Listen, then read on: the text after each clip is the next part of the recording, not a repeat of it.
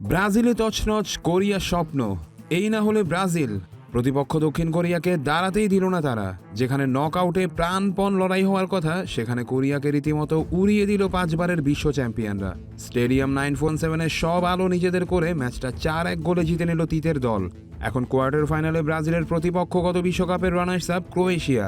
লাল আর হলুদ রঙের মাঝে যেমন তফাৎ, ব্রাজিল আর দক্ষিণ কোরিয়া তেমন। কুলই পেল না এশিয়ার দলটি। ম্যাচ শুরুর 12 মিনিটের মাথায় ব্যাকফুটে দক্ষিণ কোরিয়া।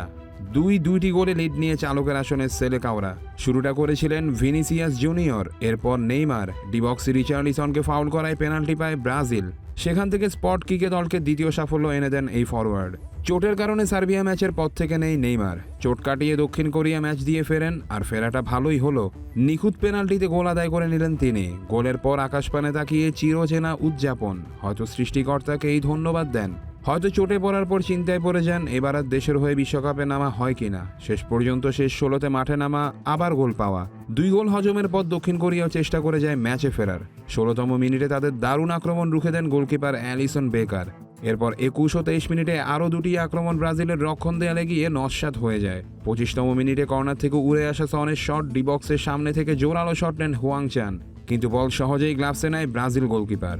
29তম মিনিটে দক্ষিণ কোরিয়ার ডিবক্স ভেঙে নান্দনিক গোলের স্কোর 3-0 করেন ব্রাজিলের রিচার্লিসন। তখনও দক্ষিণ কোরিয়া দমে যায়নি। সুযোগ পেলেই আক্রমণে ওঠে, কিন্তু গোল মুখে গিয়েই খেই হারাতে থাকে। কখনো গোলকিপারের হাতে, কখনো লক্ষ্যভ্রষ্ট শট, কখনো আবার রক্ষণ দেয়ালে আটকা।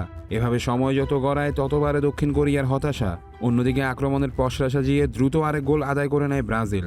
এবার ভিনিসিয়াস জুনিয়রের বুদ্ধিদীপ্ত অ্যাসিস্ট থেকে দক্ষিণ কোরিয়া জাল খুঁজে নেন পাকেতা।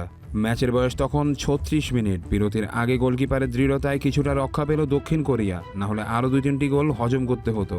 বিরতির পর ব্রাজিলের সঙ্গে দক্ষিণ কোরিয়াও আক্রমণ চালিয়ে যায়। শেষ পর্যন্ত 75 মিনিটে এসে সান্ত্বনার গোল পেল দক্ষিণ কোরিয়া, আর 1 গোল দিয়ে মাথা ঝাড়া দিয়ে ওঠে তারা। তাতে কি আর লাভ হলো?